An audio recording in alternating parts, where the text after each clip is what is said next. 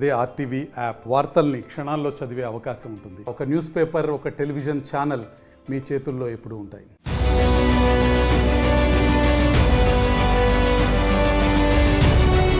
నమస్తే. మహారాష్ట్ర, జార్ఖండ్ అసెంబ్లీ ఎన్నికలకు పోలింగ్ ముగిసింది. గత ఎన్నికలతో పోలిస్తే ఈసారి పోల్ పర్సంటేజ్ బాగా పెరిగింది. ఇక అందరూ ఉత్కంఠగా ఎదురు చూస్తున్న ఎగ్జిట్ పోల్స్ కూడా వచ్చేసాయి. జార్ఖండ్ విషయంలో కొంత మిక్స్డ్ రిజల్ట్ కనిపిస్తున్న మహారాష్ట్రకు సంబంధించి అన్ని ఎగ్జిట్ పోల్స్ కూడా చెప్తున్నాయి మహాయుతి కూటమి అధికారంలోకి రాబోతోంది, బీజేపీ నాయకత్వంలో మళ్ళీ ప్రభుత్వం ఏర్పడబోతుందని ఎగ్జిట్ పోల్స్ అని చెప్తున్నాయి. దీనికి కారణం ఏంటి? 6 నెలల క్రితం జరిగిన లోక్సభ ఎన్నికల తర్వాత దేశం మొత్తం కూడా కాంగ్రెస్లో కొద్దిగా జోష్ పెరిగింది. మహారాష్ట్రలో కాంగ్రెస్ నాయకత్వంలోని మహా వికాస్ అఘాడీ చాలా బలంగా కనిపించింది. మొత్తం 48 స్థానాల్లో 30 స్థానాలు ఈ అఘాడీ గెలుచుకొని తన బలంగా ఉన్నానని, రాబోయే అసెంబ్లీ ఎన్నికల్లో విజయం సాధిస్తాననే మెసేజ్ ఇచ్చింది.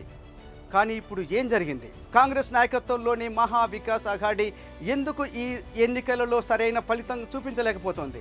మహారాష్ట్రకు సంబంధించి ఎగ్జిట్ పోల్స్ నిజమైతే బీజేపీ నాయకత్వంలోని మహాయుతి కూటమి అధికారంలోకి వస్తే దానికి కారణం ఏంటి?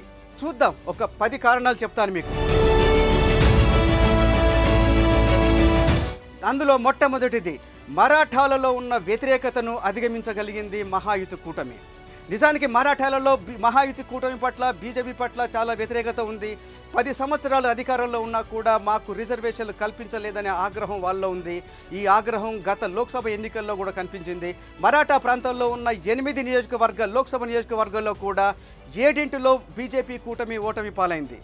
కానీ ఈ అసెంబ్లీ ఎన్నికలకు వచ్చేటప్పటికి బీజేపీ కూటమి ఈ వ్యతిరేకతను అధిగమించగలిగింది. అక్కడ ఉన్న మరాఠా నాయకుడు మనోజ్ జరంగే పాటిల్ను పోటీ నుంచి విరమింపజేయడంలో కూడా సక్సెస్ అయ్యింది. అలాగే అక్కడున్న మరాఠాలలో ఉన్న వ్యతిరేకతను తగ్గించగలిగి వాళ్ళ మద్దతు కూడా కూడగట్టడంలో బీజేపీ సక్సెస్ అయింది. మహాయుతి కూటమి విజయానికి రెండవ కారణం ఈ కూటమి ప్రకటించిన కొత్త స్కీములు.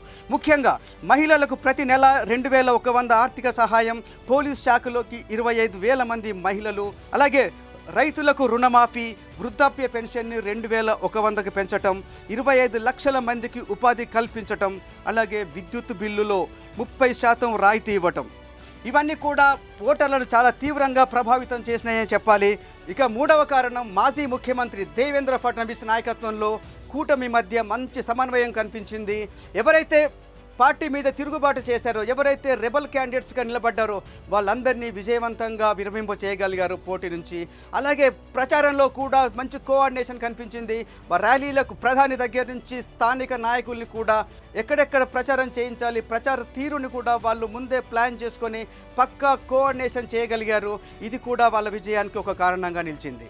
ఇక 4వ కారణం, శివసేన వ్యవస్థాపకుడు బాలాసాహెబ్ ఠాక్రే కుమారుడు ఉద్ధవ్ ఠాక్రేకు హిందుత్వ ఓట్లు పడకుండా, శివసేన ఓట్లు పడకుండా ఆ ఓట్లను చీల్చడంలో కూడా మహాయుతి సర్కార్ సక్సెస్ అయిందని చెప్పాలి. దానికి ప్రధాన కారణం, బాలాసాహెబ్ ఠాక్రే ముందు నుంచి వ్యతిరేకించిన కాంగ్రెస్తో ఉద్ధవ్ ఠాక్రే పొత్తు పెట్టుకోవడం అనేది బాలాసాహెబ్ ఠాక్రేని అవమానించినట్టు అవుతుందని చెప్పేసి శివసేనకు సంబంధించి నెగటివ్ ప్రచారాన్ని మహాయుతి సర్కార్ తీసుకెళ్లగలిగింది, ప్రజల్లోకి చాలా విజయవంతంగా తీసుకెళ్లగలిగింది. అందుకని ఆయనకు పడతాయనుకున్న హిందూ ఓట్లు దూరమైపోయాయి. ఇక 5వ కారణం, ఏకనాథ్ షిండే నాయకత్వంలోని ప్రభుత్వంలో పెద్దగా వ్యతిరేకత రాలేదు. ప్రజల నుంచి ఎట్లాంటి వ్యతిరేకత రాకుండా ఎప్పటికప్పుడు కూడా వాళ్ళు సమన్వయం చేసుకుంటూ ప్రజలకు చెప్పగలిగారు, ఈసారి మా ప్రభుత్వం వస్తే కేంద్రం నుంచి భారీగా నిధులు వస్తాయి, ఏవైతే మీకు మా మేనిఫెస్టోలో హామీగా ఇచ్చామో అవన్నిటిని కూడా మేము పరిష్కరించగలుగుతాం, మీకు అమలు చేయగలుగుతామనే ఒక భరోసాను ఇవ్వగలిగింది మహాయుతి కూటమి. అందువల్ల ఈ విజయంలో ఇది చాలా కీలక పాత్ర వహించింది.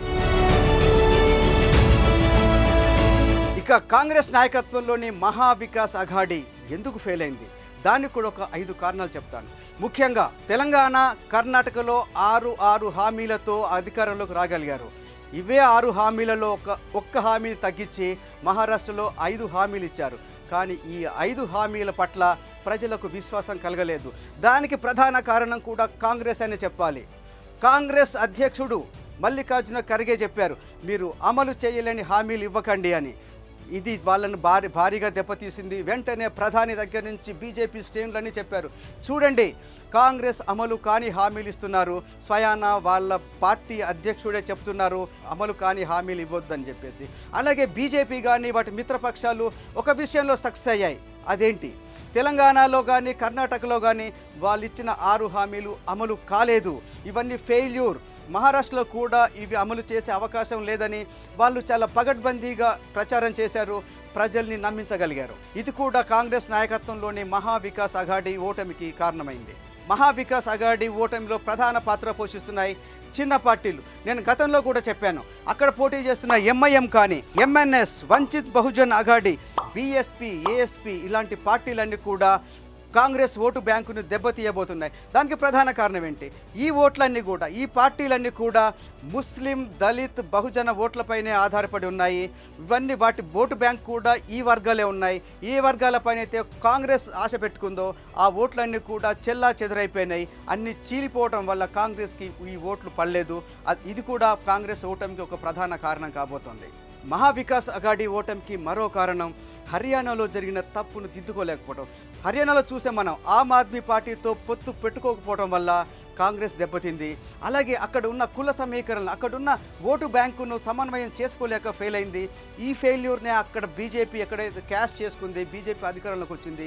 ఇక్కడ మహారాష్ట్రలో కూడా కాంగ్రెస్ అదే తప్పు చేసింది, చాలా పార్టీలని కలుపుకోలేకపోయింది. ఈ చిన్న చిన్న పార్టీలను కలుపుకొని ఉంటే డెఫినెట్గా ఓటు బ్యాంకు చీలిపోకుండా ఉండేది, కాంగ్రెస్కు మరిన్ని సీట్లు వచ్చి విజయ అవకాశాలు మెరుగయ్యేవి. కానీ అదే తప్పును చేసింది. అలాగే హర్యానా ఓటమి తర్వాత కాంగ్రెస్లో కొంత ఆత్మవిశ్వాసం దెబ్బతింది, ఆత్మస్థైర్యం దెబ్బతింది. అక్కడి నుంచి అది ఆత్మస్థైర్యాన్ని కూడగట్టుకునే ప్రయత్నం చేయలేదు, ఆ ప్రయత్నం కూడా సక్సెస్ కాలేదు. మహావికాస్ అఘాడీలో 3 పార్టీలు ఉన్నాయి. అవి కాంగ్రెస్ అండ్ శరద్ పవార్కి సంబంధించిన ఎన్సీపీ, అలాగే ఉద్ధవ్ ఠాక్రేకి చెందిన శివసేన. ఈ 3 పార్టీల మధ్యలో కోఆర్డినేషన్ లేకపోవడం అనేది చాలా స్పష్టంగా కనిపించింది.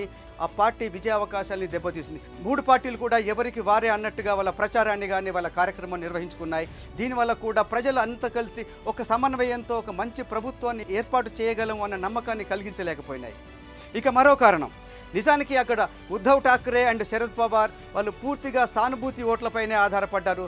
సానుభూతి ఎందుకు, ఉద్ధవ్ ఠాక్రేకి సంబంధించిన శివసేన నుంచి ఏక్నాథ్ షిండే విడిపోయి దాన్ని పార్టీని చీల్చేసి బీజేపీతో కలిసి అధికారంలోకి వచ్చారు, ఆయన ముఖ్యమంత్రి అయ్యారు. ఆ సానుభూతి, తండ్రి ఏర్పాటు చేసిన పార్టీని చీల్చి ఏక్నాథ్ షిండే ముఖ్యమంత్రి అయ్యాడు. ఉద్ధవ్ ఠాక్రేకు అన్యాయం జరిగింది, కానీ వారి ఆశ నెరవేరలేదు. దానికి కారణం ఏంటి, వీళ్ళు ఒక రకంగా చూస్తే కాంగ్రెస్తో పొత్తు పెట్టుకోవడం, ఏదైతే బాలాసాహెబ్ ఠాక్రే ఏ కాంగ్రెస్ని అయితే వ్యతిరేకించాడో ఆ కాంగ్రెస్తోనే ఉద్ధవ్ ఠాక్రే పొత్తు పెట్టుకోవడం అనేది. శరద్ పవార్కి ఏజ్ అయిపోయింది, ఆయన 85 సంవత్సరాల వృద్ధుడు అయిపోయారు, ఇక ఈయనకు భవిష్యత్తు లేదు. శరద్ పవార్కు ఓటేయటం వల్ల కూడా ఉపయోగం లేదు అనేది కూడా ప్రజల్లో ఒక అభిప్రాయం ఏర్పడింది. ఆయన కూడా ఇవే నాకు చివరి ఎన్నికలని పదే పదే చెప్పడం కూడా శరద్ పవార్కు కొంత నెగటివ్గా మారింది. చూద్దాం, ప్రస్తుతం ఉన్న ట్రెండ్స్ని బట్టి చూస్తే, ఎగ్జిట్ పోల్స్ని బట్టి చూస్తే మహాయుతి సర్కార్ రాబోతున్నట్టు కనిపిస్తోంది. కానీ అసలైన ఫలితాలు మరో 2 రోజుల్లో రాబోతున్నాయి. చూద్దాం, నిజంగా ఎగ్జిట్ పోల్స్ నిజమవుతాయా, మహాయుతి సర్కార్ రాబోతుందా, లేదు ఎగ్జిట్ పోల్స్ కూడా తలకిందులయ్యి మళ్ళీ మహావికాస్ అఘాడీకి ఏమైనా అవకాశం ఉంటుందా, అధికారంలోకి వస్తుందా కూడా చూడాలి. నిజానికి హర్యానాలో కూడా ఎగ్జిట్ పోల్స్ అన్నీ కూడా 100కి 100% ఎగ్జిట్ పోల్స్ కాంగ్రెస్ పార్టీ గెలుస్తుందని చెప్పారు. కానీ అక్కడ వచ్చింది మాత్రం హర్యానాలో బీజేపీ. ఇక్కడ కూడా ఎగ్జిట్ పోల్స్ అన్ని తలకిందులైపోయి కాంగ్రెస్ వస్తుందా, కాంగ్రెస్ నాయకత్వంలోని మహావికాస్ అఘాడీ అధికారంలోకి వస్తుందా, లేదు ఎగ్జిట్ పోల్సే నిజమై మహాయుతి కూటమి అధికారంలోకి వస్తుందా చూద్దాం. చూస్తూనే ఉండండి ఆర్టీవీ.